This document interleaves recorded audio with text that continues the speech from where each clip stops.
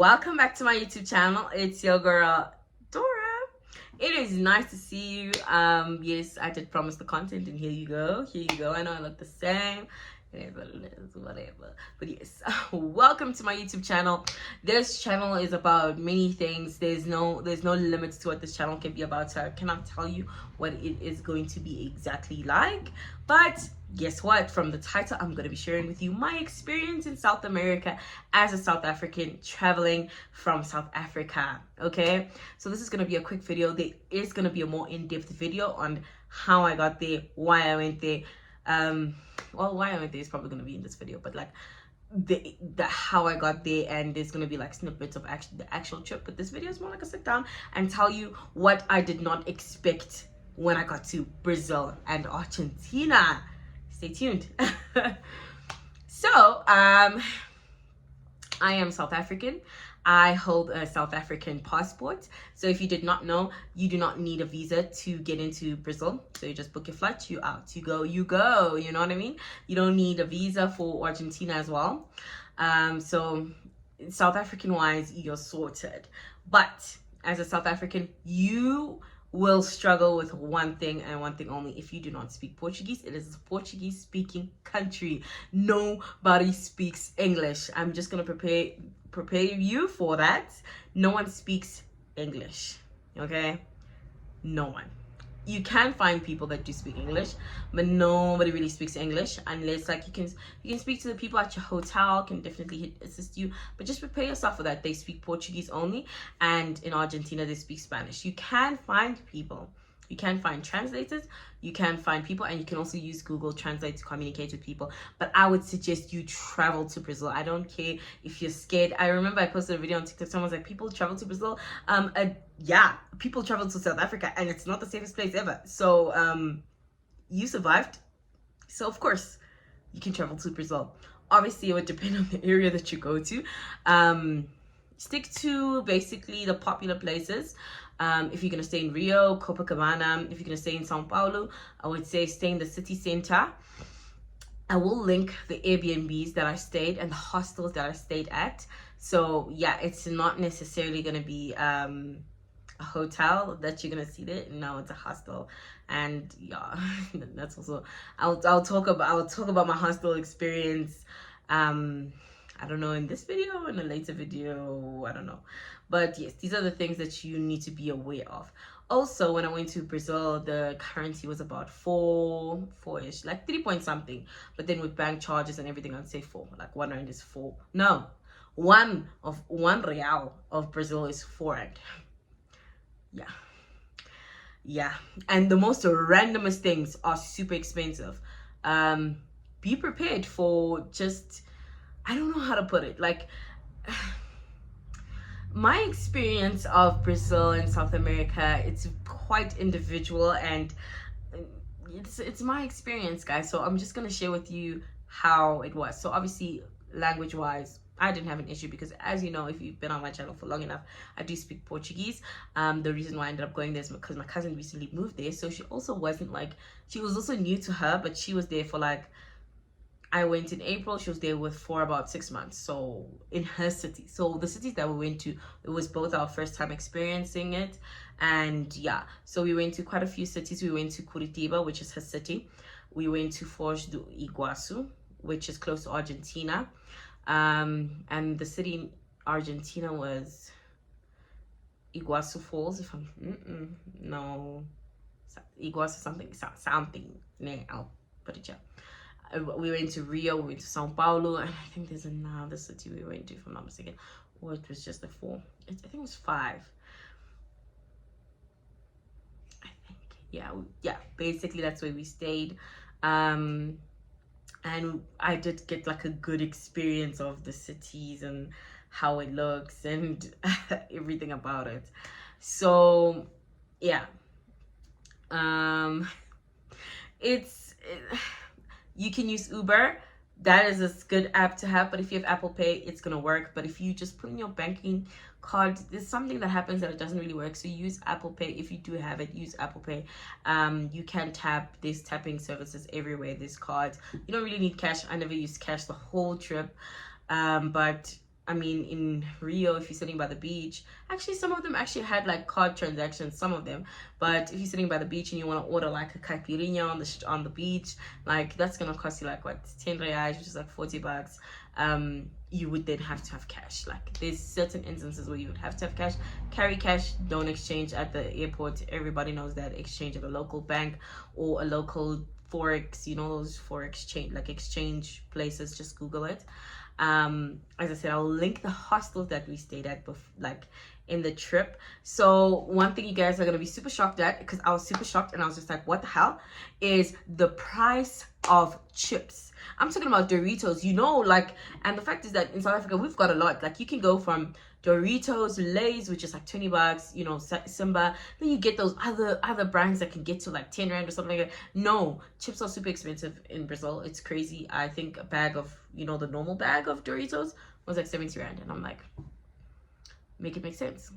Make it make sense. But everything else, I would say it was averagely priced. Some things were cheaper, some things were expensive. Havaianas, the sandals, if you do buy them, super cheap, like crazy cheap compared to here. Like I was in the store and I bought Havaianas, and I just bought them for like, how much were they? They were like 14 times 4. It's just like, quick maths, I think like 56 if I'm not mistaken. Yeah, 56 for like just the normal ones. And then if you really want those really cute ones, they're like 120. They're like 40 reais, which is then 40, like 160. The really cute ones. But then here, if you get them, they're like 600. It was insane. It was insane. Like I'm calling my friends and my sister while I was there. I'm like, bruh, if you really need this, get this now. Get it for y'all. Bring it. Also, makeup is crazy cheap. Like Fenty, I got into the store. Here it's like 300, like 400 rand. There it's like 270. Like it was super cheap. I tried to call my friends, tell them to buy it, but they were like, yo, the pressure is on, and it was so random. So some of them didn't manage to get it. So yeah, they're super cheap things. Like there's Sephora as well if you're interested in going there. They actually have a lot of fast food places. Very different from South Africa, I would say. People get to drink in the mall. Like you can carry your drink in the mall, which is super cool. And a drink that I would suggest you try if you do go to Brazil is, I forgot its name, damn it. But it's like a beer, but it's made out of wine. So I'm gonna put the name here once I remember the name. But yeah, it's a beer made of wine, and it tastes amazing. It tastes like Fanta grape, but you're gonna get drunk. You're gonna get drunk.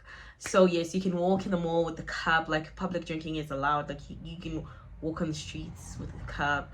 Like it is what it is, you know what I mean? Alcohol wise, I wouldn't say it was too expensive. I never really bought alcohol. Wine is expensive. Wine was crazy expensive. I mean, here you can get wine for even like 40 bucks, the cheapest wine. And no, wine is like 100 rand, like even the cheapest one. They don't really have cheapest wines, but I think it's because here in South Africa we have a lot of wineries and stuff like that, so wine is gonna be cheap. So yeah, alcohol is not cheap. Like I'm not cheap. Wine specifically is not cheap. In the stores, food is averagely priced. I would say just like add like a 20 rand. Add a 20 rand. Like if you want to buy and sit down and have a meal, add a 20 rand. Just add a 20. Like if you think, depending on the cost, like obviously if you go to a restaurant that's 150 rand, we can get a meal for 150 and then maybe a drink for 70 rand. That's like an average type of restaurant in South Africa. Yeah, no, you need to add like 50 rand to that to go to an average type of place that side. I was budget traveling, so I didn't really go to a restaurant. I did go to one restaurant, and that was like 400 bucks, and it was like it was an Italian restaurant. It was actually pretty cool, but there was so much food. And as well, if you like lactose, guys, if you are lactose, Brazil is not for you. It is not for you. Everything has cheese. For me, that was my experience. I found that everything had cheese. And not that the cheese did not taste bad. Not that the cheese tastes bad. It tasted delicious. But me, in my body, in my lactose body. No. But yeah, so the sushi has cheese. But I'm sure if you do eat sushi, you've tried the cream cheese sushi, which is pretty delicious. It's really nice. Things are like deep fried here. Like it's very, I would say, you know, when you watch American movies and you see, you know, deep fried. Yeah, no, it's the same. It's the same. It's the same. It's the same, I would say. But it depends on the restaurant you go to. Again, I was budget traveling, so budget travel sometimes does allow you to have like healthy food and non-healthy food. So there's also this thing that they have like in the malls, that so when you get into malls, it's like, you know how like the mall, it has like fast food restaurants like here. So they have this thing which is pretty interesting. They only have buffets. Like they have buffets and they have fast food restaurants. So fast food restaurants for us was a bit expensive because we were like going out to all these cities and stuff like that. So obviously budget lifestyle. So we would go to the buffets. The buffets worked best for us because then we were able to eat food, like actual food instead of fast food, the whole trip. So eating food was cheaper than eating fast food. I can't lie. Fast food it was expensive. Like going to McDonald's, like just for a Big Mac, it's like $100. What the hell? No, that was not gonna be us. No. So what they had is like they have buffets, which was really interesting. So you'll get like fruits, vegetables, salads, like everything. So you being fed well, that existed on a budget. So obviously you don't sit at a restaurant like all the time. I would say like if you have a bigger budget, there's definitely room for that. Obviously I was going to all those cities and traveling. I had flights in between the whole, I had bus trips. So it was, you know, it was quite a big trip, I would say. And yeah, if you're budget traveling, like the buffets in the mall, they work. They literally have everything. They have sushi, they have chicken, they have like, you know, like an entire buffet. And the buffet food was actually really nice. And basically you weigh your plates. So maybe they'll be like, for 100 grams, like for everything, like 100 grams, they would give like a price. Or was it 1 kg per price? I wasn't sure.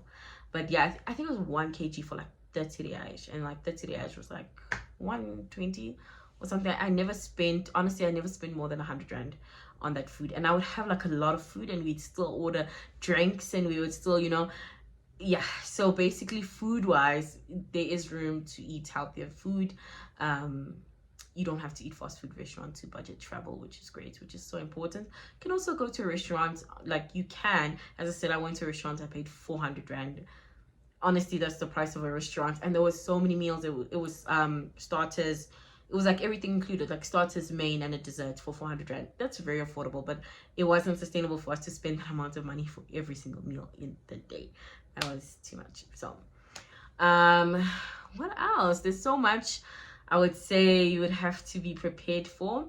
But I think that's the main thing. I think language is like the biggest thing. Transportation, obviously. And areas that I would suggest you stay in Curitiba, I would say it's a very metropolitan city. Like there's buses, like everything is just moving. It's very city, like city vibes.